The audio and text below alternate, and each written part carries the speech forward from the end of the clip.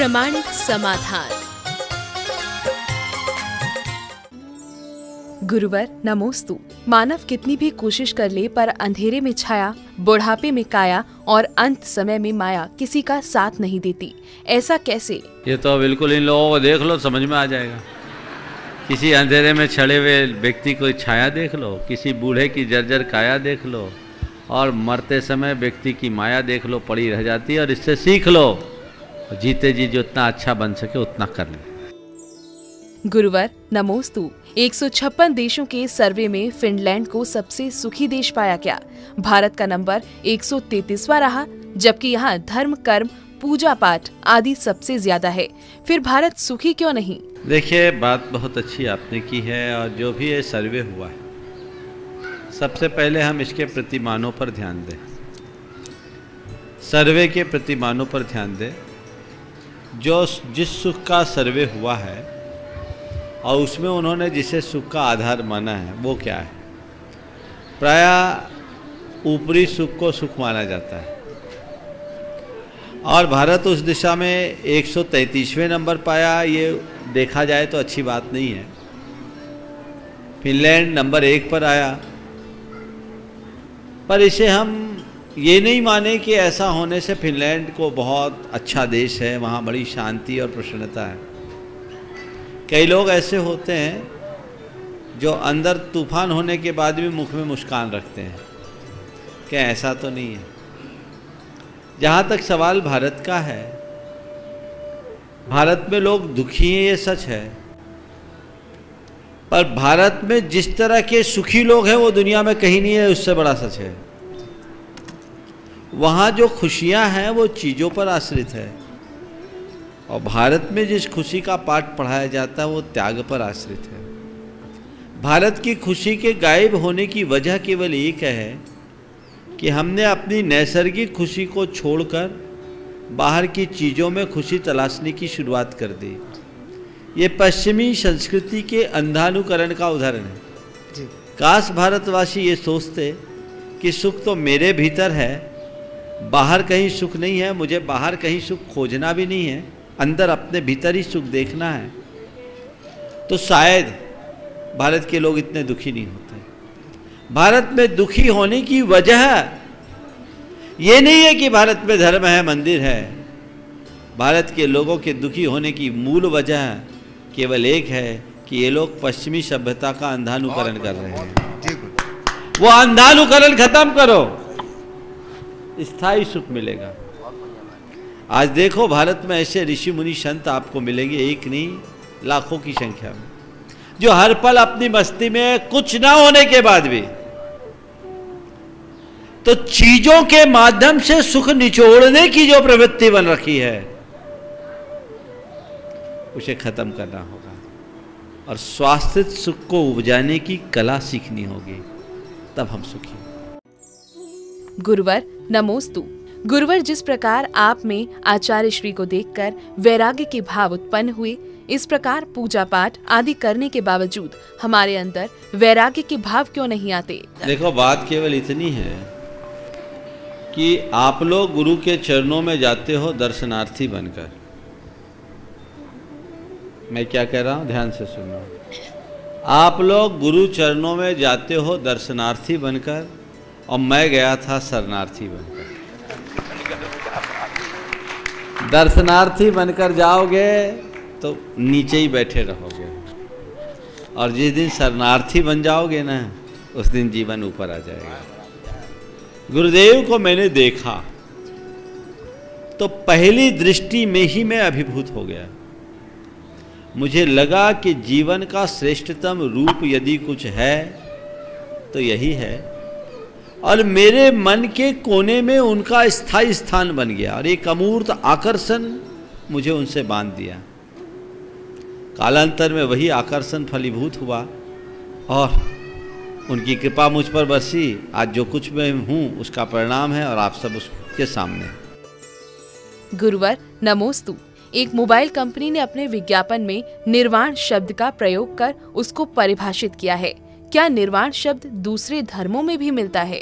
जो उन्होंने निर्वाण शब्द की व्याख्या की है सतही तौर पर सही। लेकिन निर्वाण का जो मूल अर्थ है वो इससे बहुत गहरा है।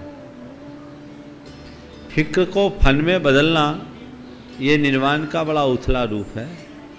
फिक्र और फन से ऊपर उठ जाना वास्तविक निर्वाण है।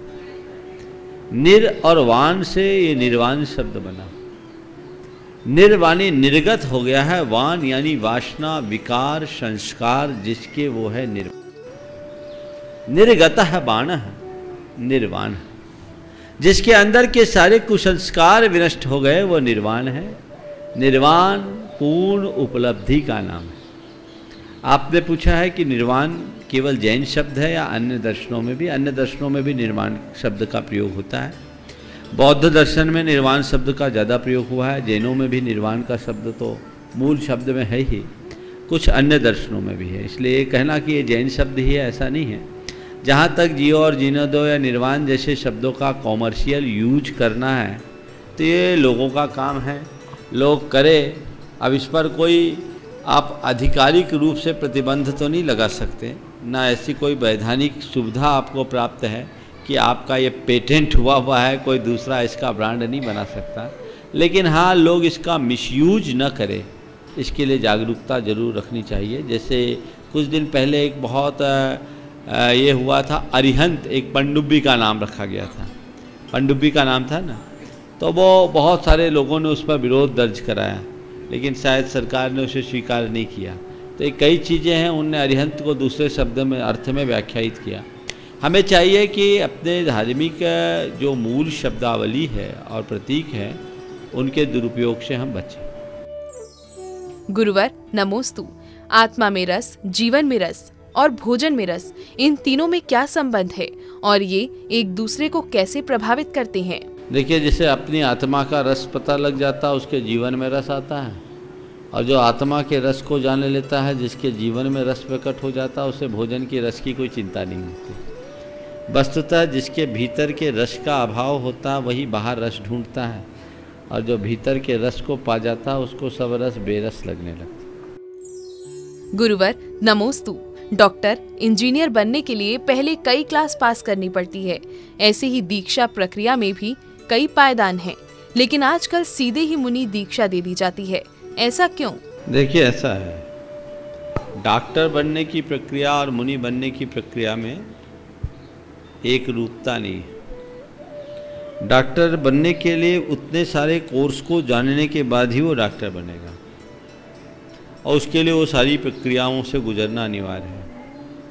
मुनि बनने के लिए ऐसा नहीं है, क्योंकि चाहे क्षुल्लक हो, ब्रह्मचारी हो, क्षुल्लक हो, चाहे ऐलक हो, किसी भी मार्ग में जाओ, पहले अपनी आत्मा को जानो। आत्मा को अगर तुमने जान लिया और वैराग्य तुम्हारे भीतर घटित हो गया तो दुनिया की कोई बाधा तुम्हारे लिए रोक नहीं सकती, कोई रुकावट नहीं बन सकती, सीधे भी बढ़ा जा सकता है। हमारे तीर्थंकर आदि तो सीधे ही मुनि बनते थे। मार्ग तो यही है, हमारे गुरुदेव सीधे मुनि बने। अब रहा सवाल, आजकल गुरुदेव सीधे मुनि दीक्षा क्यों देते हैं? ये उनकी अपनी इच्छा है। हम लोगों के टाइम तक, हमारे बाद तक 1997 तक गुरुदेव ने ऐलक क्षुल्लक आदि की दीक्षाएं दी, और जहाँ तक मुझे स्मरण है 1997 के बाद उन्होंने क्षुल्लक दीक्षाएं नहीं दी।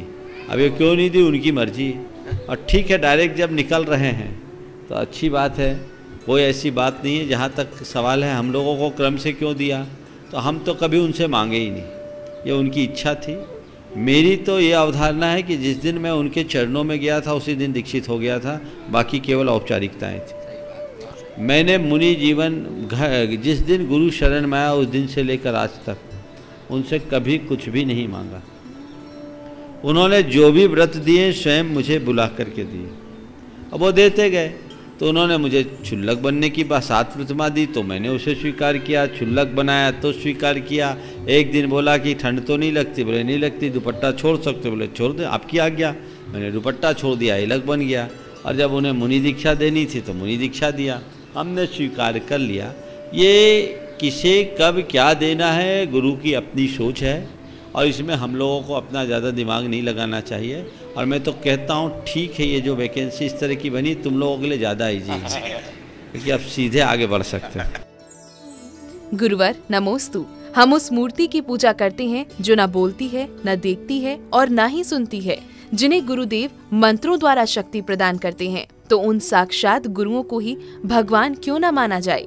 देखो, मानना और जताना दोनों में बड़ा अंतर है। मानने को कुछ भी मान लो, मानने से काम नहीं होता। लेकिन जहाँ तक बात है भगवान में और गुरु में, आपने जो अपने प्रश्न की पृष्ठभूमि में तर्क रखी कि हम उस मूर्ति के पास मांगते हैं जिसकी प्रतिष्ठा आपने की।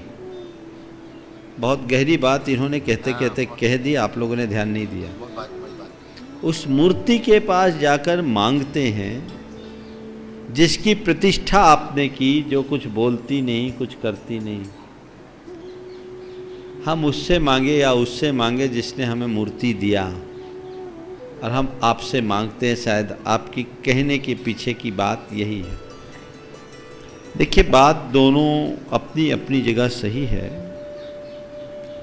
यथार्थ में हमें किसी से मांगने से कुछ नहीं मिलता। जो कुछ भी घटता वो हमारे भीतर घटता है, बाहर सब निमित्त होते हैं। लेकिन हमारे जीवन पर दो तरह के निमित्तों का असर होता है, एक मूक निमित्त और दूसरा मुखर निमित्त है। कई लोग ऐसे होते हैं जिनको मूक निमित्त से वह लाभ मिल जाता है जो लोगों को मुखर निमित्त से भी नहीं मिलता। आपने अभी कहा कि प्रतिमा बोलती नहीं। आपने प्रतिमा की आवाज़ सुनने की दृष्टि विकसित नहीं की तो बोलेगी क्या? प्रतिमा बोलती नहीं, उसका रोम रोम बोलता है। यदि आप देखना चाहो तो वो बोलती है, संसार असार है, जो करना है हाथ पर हाथ धर करके बैठ, और जीवन में जो कुछ घट रहा है उसे जान और देख, सहज भाव से स्वीकार कर। क्या ये प्रतिमा से ये उपदेश आपको नहीं मिलता? ये उपदेश यदि मिलता है तो फिर वहाँ आप प्रार्थना करके समाधान भी पाओगे, संबल भी पाओगे। ये खेल हमारे सबकॉन्शियस माइंड का है।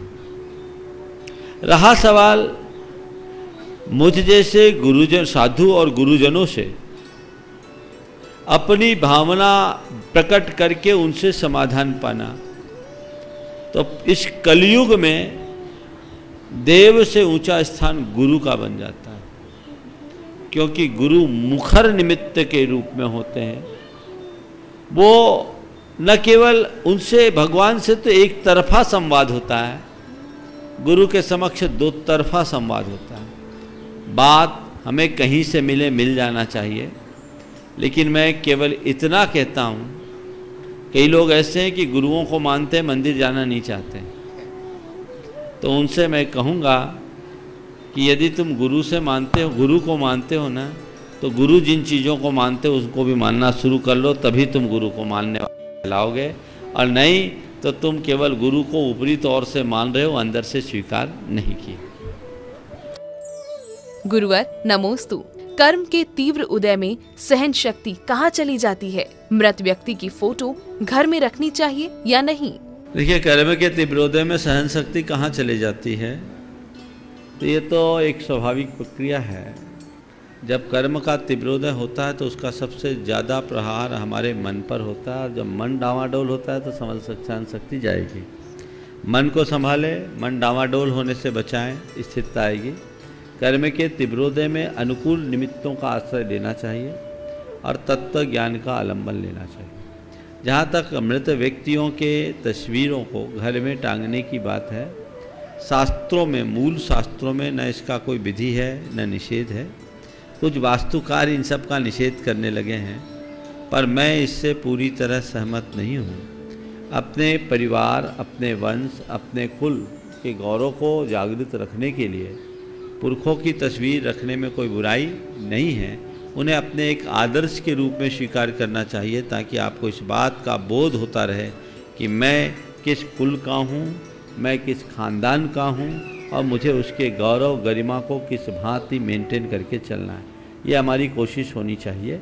और इतनी सावधानी जरूर रखनी चाहिए कि उन तस्वीरों की पूजा अर्चा न करें। गुरुवर नमोस्तु। मारीच का जीव महावीर बन गया, उसने ऐसा कौन सा पुरुषार्थ किया? मारीच का जीव महावीर बन गया, कौन सा पुरुषार्थ किया? देखो, पुरुषार्थ तो उसके जीवन में तब शुरू हुआ जब मुनिराज का दर्शन किया। और मुनिराज के दर्शन के बाद उसके जीवन में जो पुरुषार्थ घटित हुआ वो फिर कभी ख़त्म नहीं हुआ। अब ये कब हुआ, क्यों हुआ, इसी को बोलते होनहार। जब जीव की होनहार अच्छी होती, सारे निमित्त अनुकूल बन जाते। गुरुवर नमोस्तु। पाठशालाओं में लड़कियों को माता पिता के पैर छूने को प्रेरित किया जाता है, लेकिन आज भी लोग लड़कियों से पैर न छूने के लिए कहते हैं, ऐसा क्यों? देखिए, माता पिता अपनी बेटियों से पैर नहीं छुआते, ये हमारी भारत की एक प्राचीन परंपरा है। मुझे कहीं गलत नहीं दिखता। मुझे इसके पीछे एक विशेष वजह दिखती है, वो ये है कि हमारे यहाँ कुंवारी कन्या को मंगल माना जाता है। तो माँ बाप अपने घर में मंगल स्वरूप स्थित कन्या से पैर छुआने में शायद संकोच रहते होंगे कि हमारे घर में मंगल है, हम इससे क्यों पैर छुआएं। कोई रूढ़ी नहीं। यदि इस दृष्टिकोण से अगर माँ बाप बेटी को पैर छुआने से रोकते हैं तो ये बेटी के गौरव की बात है, ग्लानि की नहीं। हाँ, यदि ये दृष्टिकोण हो कि ये तुच्छ है, तू मेरे पांव छूने लायक भी नहीं हो, तो बात चिंतन की है। लेकिन भारत की संस्कृति में कन्या को उभय कुल विवर्धनी की संज्ञा दी गई है, उसे मंगल माना गया है, इसलिए ये दृष्टिकोण तो शायद कहीं से नहीं ही है। दूसरा, माँ बाप अपनी बेटी से पैर न छुआते हैं, उसके पीछे एक दूसरी वजह भी मुझे अभी समझ में आ रही है। वो ये है कि ये बेटी कल दूसरे कुल में जाएगी, मेरा गौरव बढ़ाएगी, जो मेरा गौरव बढ़ाएगी उससे हम क्या पैर छुआएं, इसलिए शायद उससे पैर न छुआते हों। और विवाह के बाद भी अपनी बेटी से पैर शायद इसलिए नहीं छुआते हैं कि मेरा बेटा तो एक ही कुल का गौरव बढ़ाया है, ये जा रही है तो उस कुल में भी मेरा गौरव बढ़ा रही है, इस समय क्या पैर छुआऊं। यदि इस दृष्टिकोण से माँ बाप अपनी बेटी को पैर छूने से मना करे तो कोई गलत नहीं है। हमें बातों को सिरे से खारिज नहीं करना चाहिए, उसकी तह में जाने की कोशिश भी करनी चाहिए। गुरुवर नमोस्तु। जिन जिन स्थानों पर तीर्थंकरों के समवशरण का विहार हुआ, वर्तमान में वही क्षेत्र विपन्नता और अभावों के दौर से क्यों गुजर रहे हैं? ये पंचम काल की बहलिहारी है। जब तीर्थंकर भगवंतों का समवशरण आया, वो चतुर्थ काल की बात थी। उस समय वहाँ के लोगों का भाग्य प्रबल था, लेकिन ये पंचम काल है, उंडाव सर्पणी काल है। वर्तमान में यहाँ पर रहने वाले लोगों के भाग्य फूटे हुए, कर्म फूटे हुए हैं। और इसीलिए चंद्रगुप्त के 16 सपनों में ये बता दिया गया था कि तीर्थ के मूल स्थानों में धर्म नहीं रहेगा, दूसरे एरिया में रहेगा, जो सरोवर से संबंधित प्रश्न सपन है। तो इसको ऐसा समझना चाहिए कि वहाँ के लोगों का पुण्य क्षीण है, इसलिए वह धर्म से विमुख हैं, और जो धर्म से विमुख होंगे उनके जीवन में दुख तो होगा। गुरुवर नमोस्तु। आज के समय में इंसान की अपने भाई से तो बोलचाल बंद है, लेकिन फेसबुक पर उसके हजारों दोस्त हैं, ऐसा क्यों हो रहा है? ये सब इसीलिए होता है कि लोगों को दूर के ढोल सुहावने दिखते हैं। एक बड़ा भ्रम है। जो लोग अपने निकट वालों के निकट नहीं रह सकता, वो दूर वालों के कितने भी पास जाए, समय पर अकेला ही रहेगा। समय पर एक समय वो एकदम अकेला रह जाएगा। अपने आप को इस अकेलेपन से बचाना चाहते हैं तो हम दूर वालों के साथ रहे या न रहें, निकट वालों का साथ देना जरूर सीखें।